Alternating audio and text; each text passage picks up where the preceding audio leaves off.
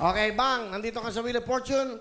Ibig sabihin yan, napakaswerte mo. Ilang kayong pumila, 3 lang ang nakapasok. Teka, saan ka ba, Bang? Binangonan Rizal po, pero tubong Masbate City po ako sa Burias Island. Bumati ka sa mga tiga Masbate. Mga nanay, tatay mo, nandun ba? Ma, pa, naanak ko dere, panuora ko ninyo, artista na ko, maayong hapon gid sa inyong tanan. Ilang taon na si nanay mo? Yung nanay ko po, 53 years old. Ang tatay? 53 din po. Anong trabaho ng tatay? Ang tatay ko po, sir, Will, fisherman. Tapos yung nanay ko po, yung mga nahuhuli niya pong isda, yung po yung binibenta ng nanay ko. So, manging isda. Opo. Tumutulong na. Ilang kayo magkakapatid? 6, bunso ako. Okay, nandito ka sa Maynila. Ang magulang mo nasa Masbate. Bakit? Nagbakasakali po akong pumunta rito kasi po, dun sa probinsya na pinanggalingan ko, yung pinag-aaralan ko po doon, tumatawid po ako ng 2 bundok bago po kami makapasok sa school. Na di po namin minsan alam wala pong kasiguradad kasi madalas pong binabagyo sa Burias Island po. Ikaw ba nagtatrabaho? Opo, working student po. Anong trabaho mo? Waitress po sa Binondo, Manila. At ngayon nag-aaral ka. Opo, paggabi po nag-aaral ako, 3rd year college na po ako. Eduk po, elementary education. Tapos po, pag umaga, nagtatrabaho po ako. Mahirap ba? Nagtatrabaho, at the same time nag-aaral? Mahirap po, pero kayang-kaya para sa pangarap.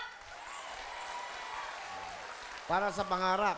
Wala pong mahirap sa taong porsigidong mag-aral at makatapos ng pag-aaral. Inspiring words. Yan, maganda yan. Anong year mo na? 3rd year na po, konting-konti na lang po Isang yun. taon na lang. Naku, tapos mag-ano ka na, board exam. Opo. As teacher ka na. Ang sarap ng tawag si ma'am. Ang sarap po sa pakiramdam. Ngayon pa lang po na tinatawag ako na, Ma'am, ang sarap-sarap na po sa pakiramdam. Wow. Kasi po, masusuklian ko na po yung ginawa sa akin ng mga teacher ko, ng mga magulang ko. Ano ba ang ginawa sa'yo ng mga teacher mo? Hinubog po nila ako, tinuruan po nila ako, kaya po ako nandito. Kaya balang araw, ako rin po yung magtuturo sa mga anak nyo! At sa probinsya ko rin po ako magtuturo. 2 kabundukan bago makapunta sa eskwelahan. Opo. Mahirap, Yes, ano? Will. Sino kasama mo? Pinapakilala ko po yung pinakamaganda kong ate, si Ate Cherry! Magandang hapon, Will! Magandang hapon. Ilan ba kayo magkakapatid? 6 po. Pangilan ba si Bang? Bunso. Siya, pangilan ka? Panganay. Panganay ka. Ano gusto mo sabihin? Bang,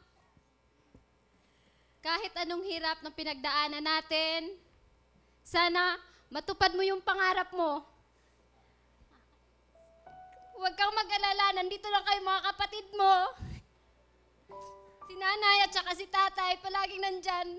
Kung minsan wala na silang pambili ng para sa tindahan nila, papadala lang sa'yo kung minsan. Pasensya na din kung minsan napagsasabihan kita. Yung mga sinasabi ko sa'yo, palagi mo tandaan, hindi yung para sa akin, kundi para sa'yo, para makatapos ka. Sa hirap ng buhay ngayon, lagi lang magdasal kay God. At saka yung mga taong walang mabuting sinasabi sa'yo, pabayaan mo sila. Ikaw, basta't alam mo sa sarili mo kung ano yung ginagawa mo at tama ang ginagawa mo at wala kang inapakang tao, go lang ng go. Mahal na mahal kita.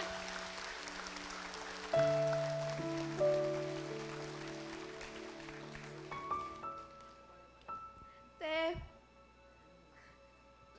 ako lang ang pasalamat ko. Maraming salamat kasi nung unang pagtungtong ko dito, hindi ko alam kung saan ako pupunta, anong gagawin ko.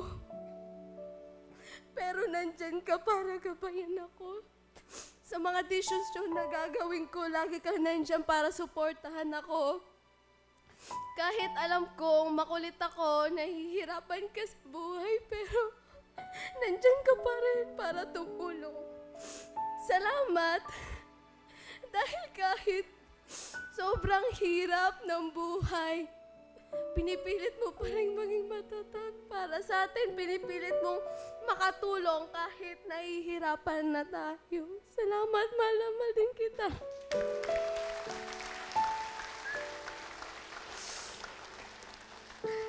Thank you. you very much, Ate Cherry. Okay, bang? Yan, sige. Importante, natutulungan kayo. Masipag ka ba mag-aral? Opo, Masipag po yan. matataas po yung grade ko. Ano ba ang grade? Ano po, yung ngayon, yung general average ko po 1.35, tapos yung pinakamababa ko pong grade is 1.50 po. Wow, galing nga. Kasi yung grades ko dati, 5. Pero baligtad, yun ang pinakamataas namin, 5. Yung 1.25, bagsak sa amin yan. Nebira lang. Okay, ano ang talent ni Bang? Kakantawin! Ito po ang ating working student, si Bang. Palapakan natin. Hintay ka lamang. Thank you very much, Bang, ating masipag na estudyante. Bang, meron kang 10,000.